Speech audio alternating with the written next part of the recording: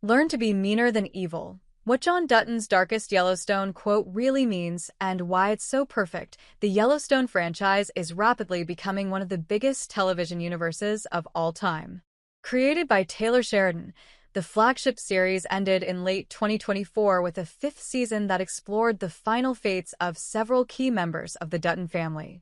However, their stories continue in upcoming spin-offs, proving the enduring popularity of the Yellowstone franchise even after the original show's last episode. The morality of the Dutton family is a central theme in Yellowstone. Though they are considered the heroes of the series, they don't always save the day via conventional methods. Oftentimes, viewers are equally shocked by the Duttons' actions as they are by those of the villains. The morally gray outlook of the Dutton family could lead many to even view them as villains themselves. However, to get to the heart of the family's morality, viewers must delve deeper into one of John Dutton's most iconic moments from the series, in Yellowstone Season 3. The Duttons continue their fight to protect the ranch from those who would take it, pave over the land, and sell it to the highest bidder. Along the way, they encounter ruthless businessmen, corrupt officials, and murderous mercenaries, any one of whom could have been the end for the Duttons. In the penultimate episode of the season, Meaner Than Evil, Case comes to his father, troubled by seeing his own family sinking into the same moral depths of their enemies.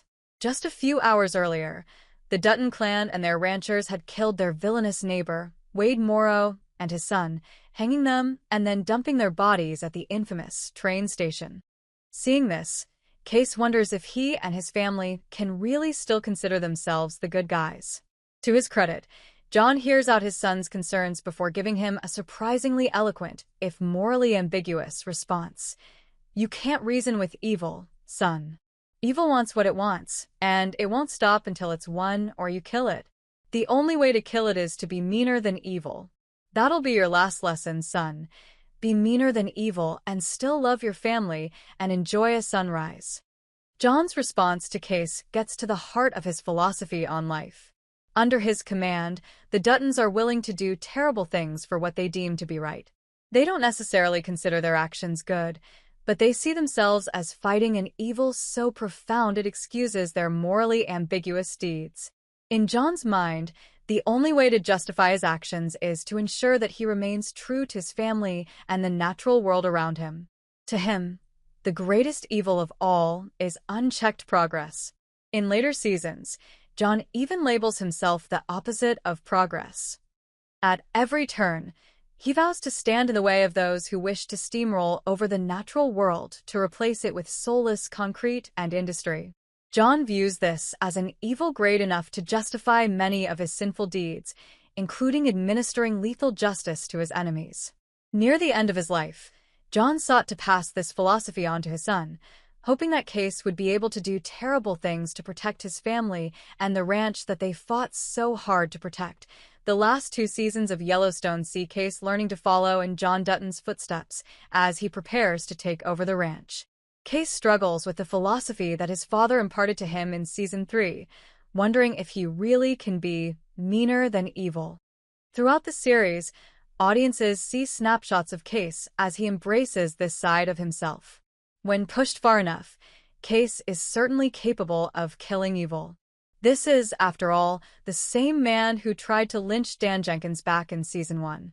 Furthermore, when John is assassinated in Season 5, Case stops at nothing to get revenge on those responsible.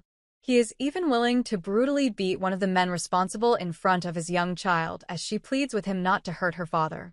Case has a dark side that matches and, at times, even exceeds that of his father.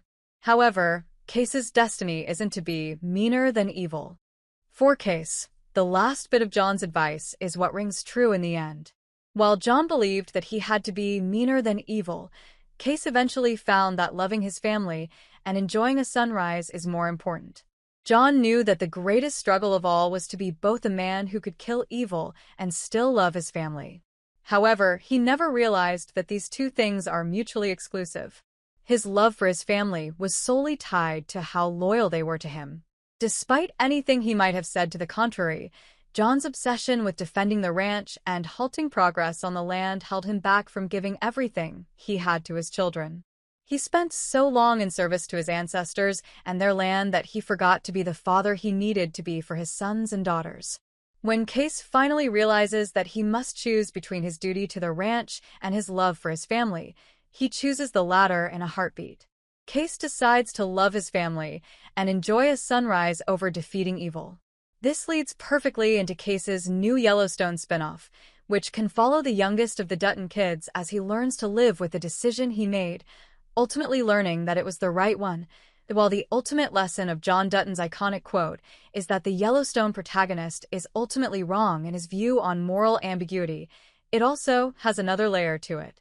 Taylor Sheridan was heavily inspired by the westerns of 20th century cinema when crafting Yellowstone.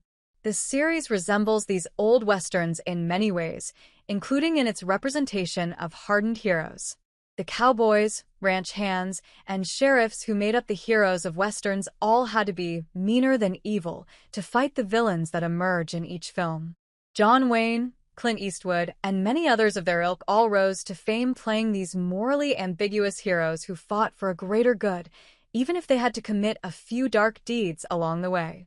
The Duttons certainly fall into this archetype, though the later generations of the family eventually find their way back to the light.